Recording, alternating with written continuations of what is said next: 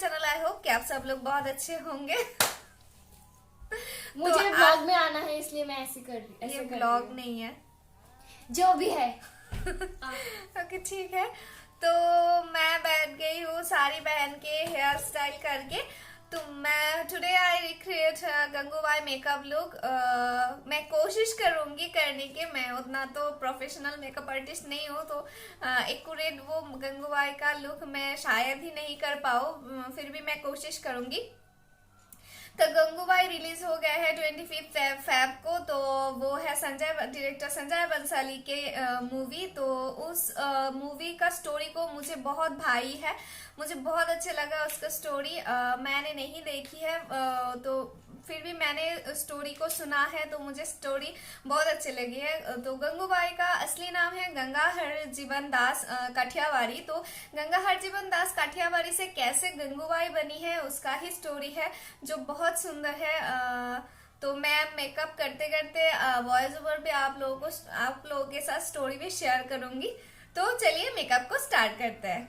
12 साल की उम्र में मुंबई के रेड लाइट एरिया पे फंस गई थी, जिसने बड़ी बेबाकी से मुंबई के एक मशहूर डॉन के हाथ पे राखी बांधी थी, जिनकी तस्वीर कमाठीपुरा के हर सेक्स वर्कर के पास हुआ करती थी।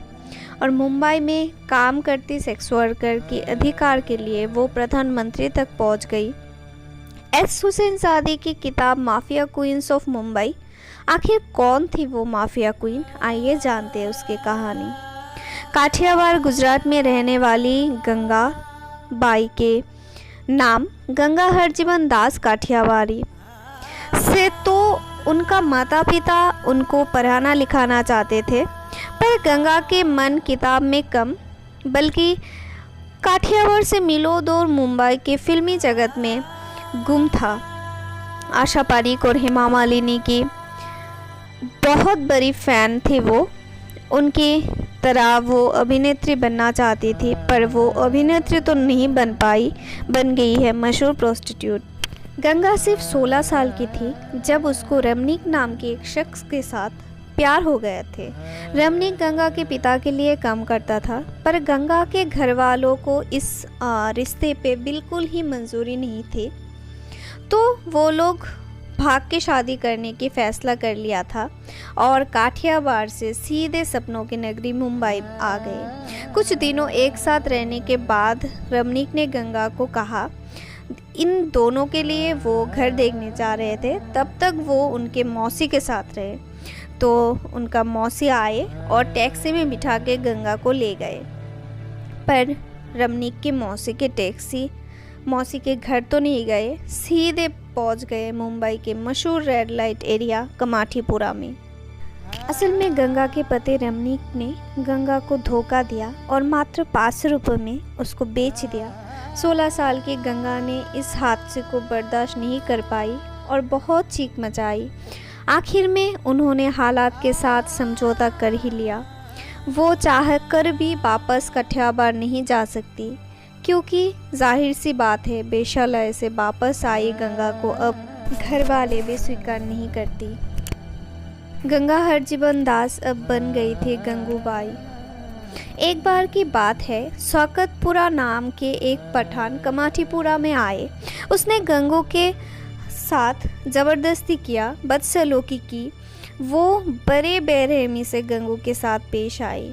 कुछ दिनों बाद और एक बार वो आए और इस बार गंगू की हालत इतने ख़राब हो गई थी कि गंगू को हॉस्पिटल तक जाना पड़ा।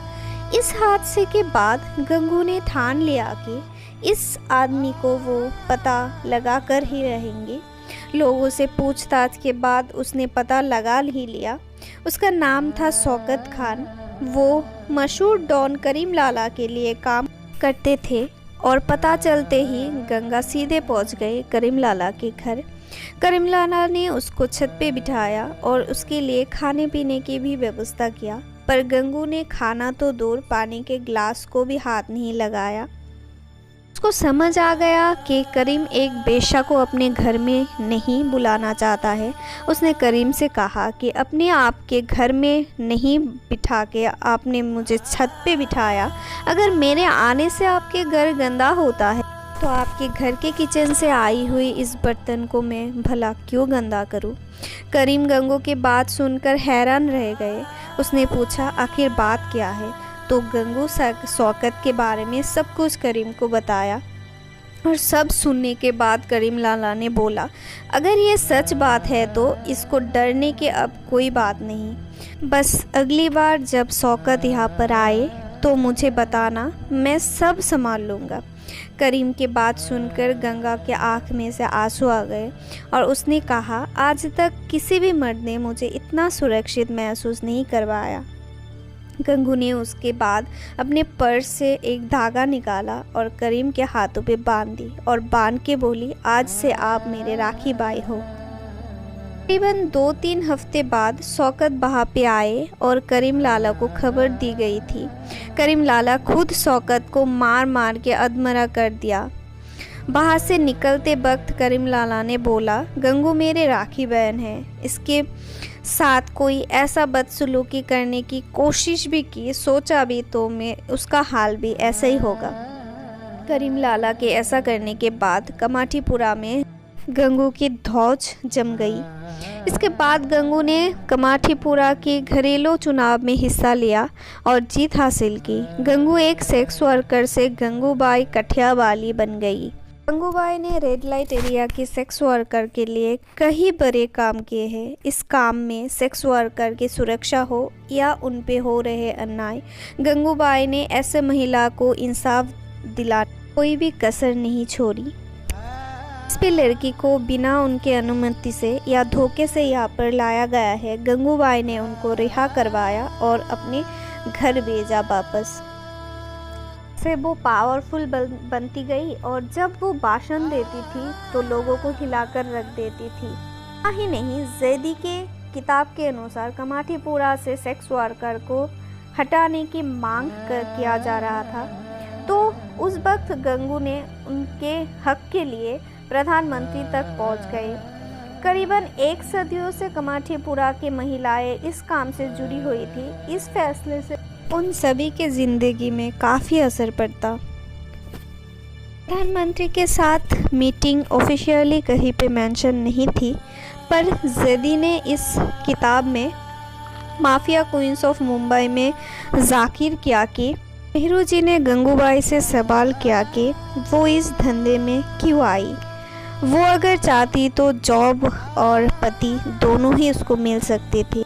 ऐसा कहा जाता है कि गंगू ने इस मुलाकात में खुद नेहरू जी से सामने से प्रस्ताव रखा था और कहा वो गंगू को अपनी पत्नी के रूप में स्वीकार करने को तैयार है तो वो अभी इस धंधे को छोड़ देंगी। इस बात से नेहरू जी बहुत खफा हुए और साफ शब्दों में इनकार कर दिया।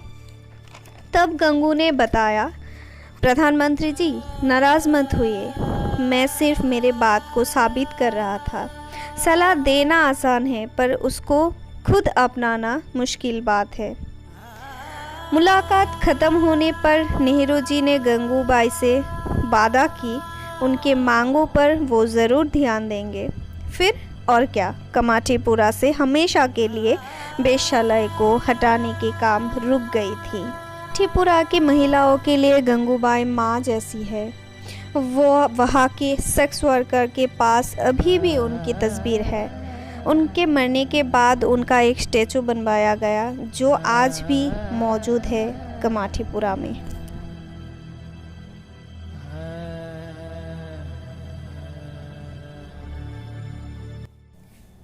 तो मेरा गंगूबाई वाला मेकअप लुक रेडी है।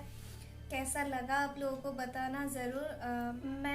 मैं बिल्कुल भी नहीं कहूँगी कि मैं एग्जैक्टली वही किया है, सिर्फ मैं कोशिश किया है। तो अगर आप लोगों को अच्छे लगे तो इसमें लाइक करना, कमेंट करना, शेयर करना, मेरे चैनल को सब्सक्राइब करना। Stay healthy, stay happy, keep smiling guys. Thanks for watching, bye bye.